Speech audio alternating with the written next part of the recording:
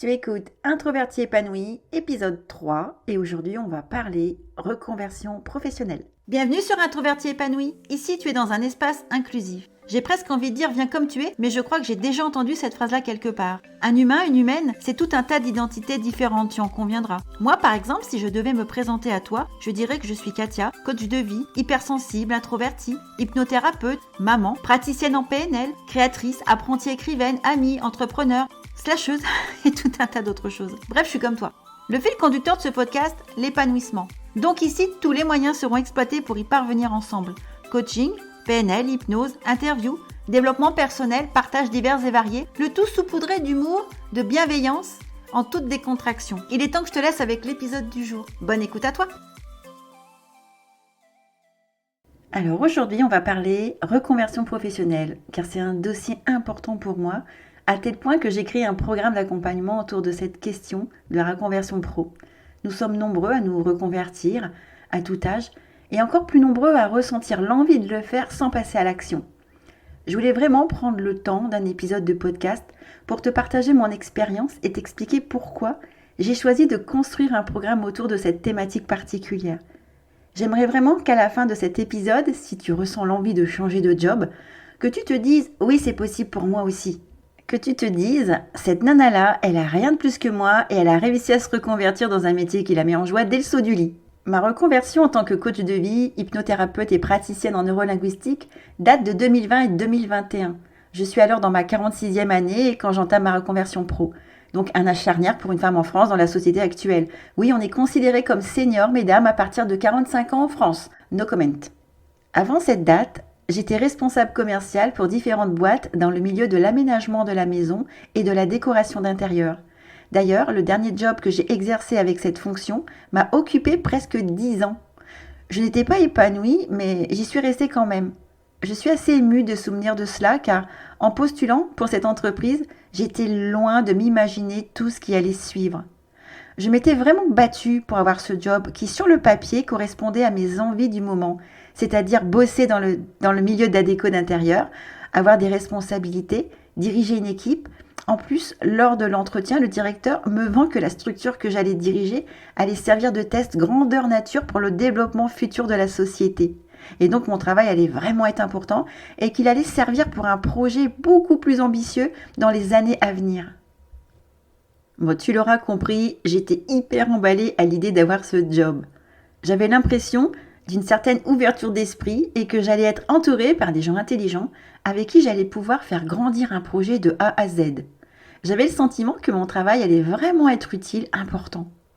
Alors, je vais te passer les détails, sinon l'épisode va durer 3 heures. Alors, je résumerai en te disant que j'ai tout donné à cette entreprise pendant 3 ans, avant de me rendre compte que le projet du départ, le joli projet innovateur auquel je devais participer, n'était plus du tout à l'ordre du jour. On ne me disait rien ouvertement, mais je me rendais compte, lors des réunions semestrielles, que les décisions prises par ma hiérarchie n'allaient pas du tout dans le sens qu'on m'avait vendu lors de l'entretien d'embauche. Au contraire. Rapidement, mon équipe et moi, nous nous sommes sentis isolés et à l'écart des nouvelles orientations du groupe. Et ce qu'il y a de dingue, c'est lorsque j'évoquais ma surprise à ma hiérarchie et que je leur demandais ce que nous allions devenir, mon équipe et moi, dans leur vision sur l'avenir, rien de compréhensible ne sortait de leur bouche. Il y avait beaucoup d'ambiguïté dans leurs propos, rien de précis. Je ressentais une grosse incongruence entre ce qu'on me disait en aparté et les décisions prises au grand jour. J'avais l'impression d'être prise pour une idiote et j'avais de plus en plus de mal à trouver du sens à mon travail. Donc, petit à petit, on s'est senti abandonnés, placardisés, inutiles. Malgré nos super résultats financiers, nous étions une structure sans avenir. Donc pas facile de motiver les troupes lorsque toi-même tu n'es pas convaincu. Tu vas au boulot tous les matins, tu fais le job, mais tu es une coquille vide, tu t'ennuies, tu n'es plus challengé. Tu te rends compte que ta hiérarchie ne s'intéresse plus à toi, à ton équipe. J'avais l'impression d'être une capitaine d'un bateau fantôme, on naviguait sans but. Et ce qui est encore plus incroyable, avec du recul, c'est que nous avons tenu plus de 6 années comme cela, à ne pas savoir. On bossait comme si on était une boîte indépendante.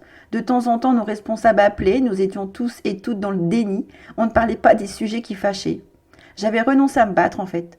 Mon corps était physiquement dans l'entreprise, mais mon cerveau cherchait des portes de sortie. Cette époque de flottement m'a quand même permis de me rendre compte que je n'étais plus à ma place dans ce genre de job, que je n'avais plus envie de manager des équipes, que je n'avais plus envie d'être confrontée aux clients directement, de devoir convaincre pour vendre, d'appliquer des directives que je n'approuvais pas, d'imposer des manières de fonctionner à mon équipe que je trouvais moi-même ridicules, que d'aller en réunion pendant 3 jours pour écouter la grande messe des dirigeants et de voir tous les bons petits soldats autour d'eux s'agiter et me donner la nausée. Les interactions sociales aussi devenaient de plus en plus difficiles. Bref, je commençais à comprendre des choses, mais je n'arrivais pas à répondre à la simple question: quel métier pourrait bien être parfait pour moi? Quel job pourrait m'épanouir? Ok, j'avais des compétences reconnues dans le domaine commercial, mais je n'avais plus envie, moi, de faire ça. Alors quoi faire? Je me sentais comme coincée. Car d'un côté, j'avais un job bien payé, un CDI à côté de chez moi, dans un domaine que j'aimais beaucoup, des collègues sympas, une hiérarchie qui, malgré tout, continuait d'apprécier la qualité de mon travail. Et de l'autre côté, il y avait un ennui profond pour ce que je faisais, un environnement trop bruyant, des obligations qui me saoulaient, et surtout aucune piste pour une quelconque reconversion. Je suis restée bloquée dans ce questionnement pendant plusieurs années. Presque 6 ans, si je ne compte pas les premières années de ma prise de poste. Malheureusement, il y a eu des tas de conséquences à mon inaction. Non seulement je m'ennuyais fermement dans mon job, mais j'ai développé parallèlement tout un tas d'effets secondaires plus ou moins graves. Le premier qui s'est installé insidieusement, c'est la perte du sommeil. J'avais de plus en plus de difficultés à aller me coucher, et lorsque j'y arrivais, mon cerveau cogitait tellement qu'il m'était impossible de dormir. Donc je me relevais pour essayer d'occuper mon cerveau et noyer mes pensées dans des plaisirs de la nuit comme regarder mes séries préférées, lire, écrire, dessiner, écouter des podcasts.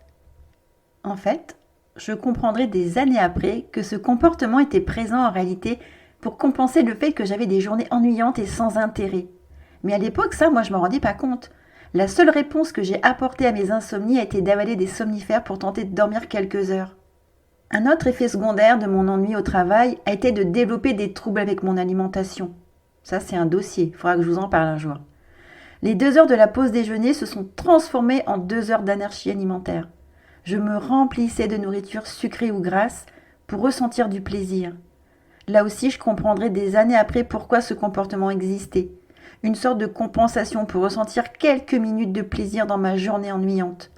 Mon cerveau s'y prenait mal, mais il voulait que je ressente du plaisir malgré tout, même si ce comportement était très mauvais pour ma santé. Les angoisses, les crises de larmes ont été les autres effets du fait que je ressentais un ennui profond dans mon job et de ne pas trouver de réponse à cette fameuse question: quel job pourrait m'épanouir? Qu'est-ce que je peux faire pour changer ma situation? Toutes les veilles de reprise de travail étaient des soirées tristes où mon corps somatisait. Comme par exemple, un beau matin en me levant, il m'a été impossible de poser le pied droit au sol sans ressentir une douleur horrible dans le talon. Une douleur très aiguë qui m'obligeait à consulter le médecin et à faire des radios pour comprendre d'où venait cette douleur qui était apparue en une nuit sans qu'il se passe la moindre chute. J'ai dû marcher avec des béquilles pendant 9 mois, les amis. J'avais une épine calcénienne. Il n'y avait rien à faire. Elle devait casser toute seule. Elle devait disparaître comme elle était apparue. Idem avec une douleur vive dans mon épaule droite. Pour une droitière, c'était assez handicapant. Je ne pouvais même plus conduire et écrire. Une douleur qui est apparue sans choc et sans chute, juste comme ça un beau matin. Des exemples comme cela, je pourrais encore t'en citer plein. Mon cerveau voulait me faire ralentir et me faire réfléchir, mais moi, j'étais pétrie de peur à l'idée de quitter ce job sécurisant. Il a fallu une pandémie mondiale pour me faire réagir. Comme tout le monde, nous avons dû arrêter de bosser pour nous confiner. Moi, j'ai très bien vécu le confinement. J'ai développé mes compétences dans le développement personnel, en psychologie. Et petit à petit, j'ai retrouvé une belle qualité de sommeil. Mes crises alimentaires se sont espacées et je n'avais pratiquement plus de crises d'angoisse. Mais j'avais très peur de la reprise, de reperdre le sommeil, de refaire des crises de larmes, d'angoisse et de redérégler mon comportement alimentaire. Je ne sais pas à qui ou à quoi je dois cela, mais ce jour de reprise n'est jamais réellement arrivé. La période Covid a été décisive pour mon boss qui a décidé que ma structure allait disparaître. Période très compliquée, car il y a un monde entre partir de soi-même, d'un job, et se faire licencier. Bref, j'avais quand même le choix entre une mutation à 800 km de chez moi, au soleil, pour un job encore mieux payé, avec plus de responsabilités, une plus grande équipe, ou un licenciement économique. J'ai eu 3 semaines pour me décider. Naturellement, je sonde mon entourage. Chacun a son avis sur ce que je devais choisir. Mais moi, je ne savais pas. Un jour, je décidai d'accepter la mutation et le soir même de refuser, le cercle infernal. J'ai passé beaucoup de temps en position fétale sur mon canapé en espérant savoir quoi faire pour ne pas me tromper de décision. C'est finalement arrivé lors d'une déambulation dans les rayons de ma librairie de quartier. À l'époque, j'avais pas de liseuse, donc je devais me rendre régulièrement dans la librairie à côté de chez moi pour me réapprovisionner. Et c'est dans ce contexte que le livre de Raphaël Giordano m'est tombé entre les mains. Ta seconde vie commence quand tu comprends que tu n'en as qu'une. Boum! Ce titre de livre a un effet sur moi incroyable. Je ne prends même pas la peine de lire le résumé de l'histoire que j'achète le livre tellement son titre m'interpelle. Encore une dinguerie de ma part, c'est que je ne prends même pas le temps de lire le livre avant de prendre ma décision. Le titre me fait réfléchir. J'y passe toute une soirée, toute une nuit. C'est déjà énorme pour moi d'avoir cette prise de conscience. Je lirai le livre, bien sûr, mais quelques semaines après. Je comprends que si je voulais changer ma vie, je devais prendre des décisions différentes. Donc je devais me lancer dans l'inconnu et accepter le licenciement pour me donner la chance de faire autre chose. Car accepter la mutation dans mon cas précis, c'était jouer le même jeu, à plus grande échelle et loin des gens que j'aime en plus. Donc, j'ai accepté le licenciement avec tout ce que cela comporte. Une baisse de salaire au bout d'une année si je ne rebondissais pas rapidement, et toutes les peurs liées à l'inconnu, car moi je n'avais aucune idée de ce que je voulais faire, sauf que je voulais me sentir utile et sentir l'épanouissement en exerçant mon métier. J'ai eu beaucoup de chance quand même, car sans la pandémie, peut-être que mon patron de l'époque aurait maintenu ma structure de nombreuses années. Et moi, par confort ou peur, je serais restée dans l'inaction, incapable de répondre à cette fameuse question « Quel job est fait pour moi ?» On peut passer toute une vie bloquée à ce niveau. On ne bouge pas car on ne sait pas quoi faire d'autre. On a peur de se tromper, peur de manquer, peur du regard des autres. J'ai vécu toutes ces peurs. Je comprends tellement ce que tu vis si tu en es à ce stade dans ta vie pro. C'est justement pour répondre à cette question que j'ai élaboré mon programme Job épanoui. Je voulais apporter mon aide aux personnes se trouvant dans cette situation précisément. Partir, ok, mais pourquoi faire? Comment savoir vers quel job me tourner? Quel job répondrait à mes besoins, mes valeurs, mon énergie, à mes contraintes? J'ai créé ce programme en alliant du coaching, de l'hypnose et de la programmation neurolinguistique. J'ai bossé sur ce programme durant plus de 10 mois. Je ne compte plus les heures passées à construire chaque étape afin qu'elle soit les plus pertinentes possibles. Je me suis servi de mon expérience, de mes apprentissages, de mes victoires, mais aussi de mes échecs, afin que tu gagnes du temps dans ta propre reconversion. C'est à la fois pratico-pratique, avec des exercices ciblés de coaching et de PNL, et à la fois un travail de fond avec l'hypnose, où je vais solliciter tes ressources inconscientes pour t'aider à trouver les chemins les plus écologiques pour toi, pour ton bien-être. Grâce à l'hypnose, c'est du sur-mesure. L'hypnose vient solliciter ton inconscient pour trouver les réponses les plus adaptées à ton fonctionnement, à tes besoins. Tout est en toi. Et grâce aux audios hypnotiques, tu vas aller chercher les bonnes ressources. Moi, je suis super fière de mon programme. Les résultats de mes bêta-testeuses sont bluffants. J'aurais tellement aimé trouver ce genre d'accompagnement à l'époque lorsque j'étais noyée dans mes peurs. Ça m'aurait fait gagner du temps, quelques années. Ça m'aurait évité de m'abîmer la santé avec des réponses inappropriées de mon cerveau.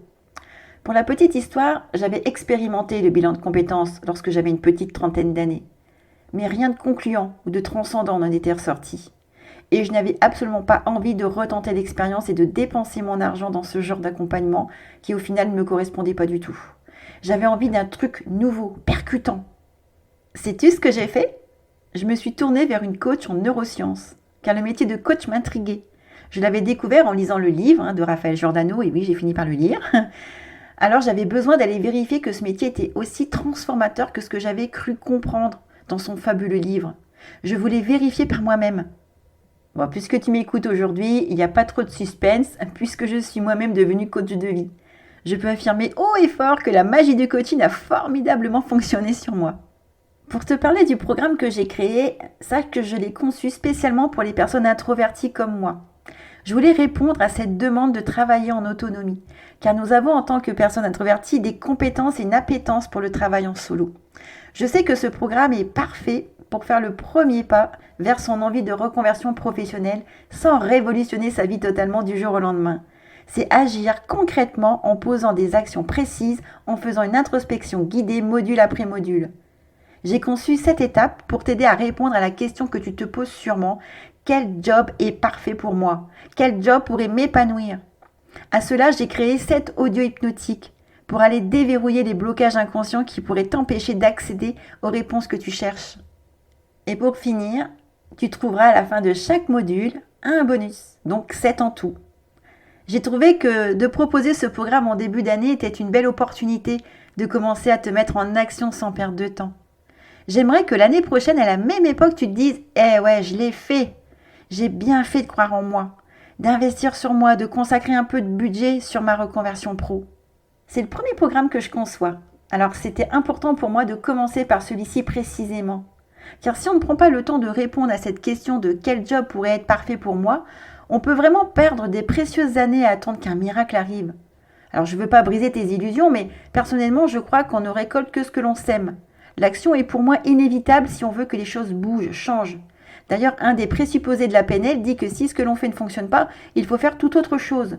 Donc, fais autre chose, passe à l'action, sois l'héroïne de ta vie, n'attends plus. On arrive bientôt à la fin de cet épisode et j'aimerais quand même apporter une petite précision, c'est que je n'ai pas abordé dans le déroulement de l'épisode toute la partie où j'ai découvert que j'étais une personne introvertie. Parce qu'effectivement, ça mérite un épisode entier. J'ai longtemps joué, très longtemps, de nombreuses années, on va même dire des décennies à l'extraverti. En fait, j'étais persuadée que j'étais une personne extravertie, à tel point que j'ai adopté des comportements d'extraverti. Et ça a été pour moi une vraie révolution dans ma vie lorsque j'ai compris que je faisais fausse route et que j'étais une vraie introvertie. Alors, il n'y a pas de vraie ou de fausse introvertie, mais quand on arrive à des scores de 97% en faisant le test MBTI, je pense que quand même, j'ai quand même une bonne dose d'introversion en moi. Voilà, donc ça sera l'objet d'un prochain épisode. J'en ai pas parlé volontairement ici parce que je voulais vraiment aborder le thème de la reconversion professionnelle et t'expliquer pourquoi pour moi c'était si important de parler de cette question précisément qui moi m'a bloquée pendant des années et des années. Je ne savais absolument pas quoi faire, j'avais envie de bouger, je savais que j'avais des envies, j'avais des petites idées dans la tête mais rien de précis, j'avais peur de me planter. Parce que c'est pas facile, surtout quand on a déjà un job bien confortable, c'est pas facile de se lancer, de se dire allez je lâche tout et je me reconvertis. Je sais pas quoi faire mais j'y vais quoi. Moi c'est vrai que j'ai eu quand même cette chance, parce que c'est quand même une chance finalement, c'est un cadeau mal emballé, mais c'est pas facile de se faire licencier, hein, surtout quand c'est pas toi qui le décide. Mais c'était quand même un cadeau pour moi finalement avec du recul, parce que peut-être que j'aurais encore attendu des années et des années avant de me lancer. Donc c'est jamais trop tard, hein, effectivement, on peut se lancer à tout âge et ça je voudrais vraiment aussi que tu le notes. Je ne sais pas quel âge tu as toi à l'heure où tu écoutes mon podcast, mais il n'y a pas d'âge en fait pour se reconvertir. On peut le faire à 22 ans, comme à 42 ans et à 52 ans. En fait, à partir du moment où il y a l'envie, il y a le feu sacré en soi, il faut foncer, il faut s'écouter quoi. Il ne faut pas faire n'importe quoi, il faut poser des actions, mais il faut se lancer. J'espère que cet épisode t'aura été utile et qu'il te donnera la petite impulsion manquante si tu ressens que tu as envie de changer de carrière mais que tu n'as aucune idée de ce qui pourrait te correspondre. Je pense que tu n'écoutes pas cet épisode par hasard, il y a un truc là qui se passe en toi. Alors je t'invite à découvrir mon programme d'accompagnement Job épanoui 7 étapes pour trouver le job parfait pour toi, en autonomie. Et si tu as envie de rejoindre une communauté hyper sympa d'introvertis, je t'invite également à rejoindre mon compte Instagram. Tout sera dans les notes de l'épisode. Je réponds quotidiennement aux questions en message privé. Et pour récompenser le fait que tu es arrivé jusqu'ici à m'écouter, sache qu'il y a un code de réduction pour mon programme d'accompagnement, pour son lancement, une belle réduction de 80 € sur mon programme. Alors je n'ai pas encore déterminé la date butoir, mais si tu vas sur mon compte Instagram, je vais communiquer dans les prochains jours sur cet accompagnement et sur cette promotion. Voilà, donc je t'invite à rejoindre Instagram, mon compte Instagram, si tu as envie d'en savoir plus, si le programme te parle, si tu as envie, de poser les premières pierres de cette reconversion professionnelle. Et écoute, introverti épanoui est le compte à suivre en ce moment. Merci beaucoup d'avoir écouté cet épisode. On se retrouve, nous, avec l'épisode 4 dans 15 jours. Oui, c'est ma bonne résolution de l'année. Trouver le bon rythme de diffusion, c'est pas facile de tout concilier quand on est solopreneur. Mais je vais essayer de faire un épisode tous les 15 jours dans un premier temps. Et après, le but ultime, ce serait de faire un épisode par semaine. Mais bon, pour l'instant, un tous les 15 jours. Si je pouvais m'y tenir, ce serait super en 2024. Voilà. Moi, je te dis à bientôt et je t'embrasse affectueusement.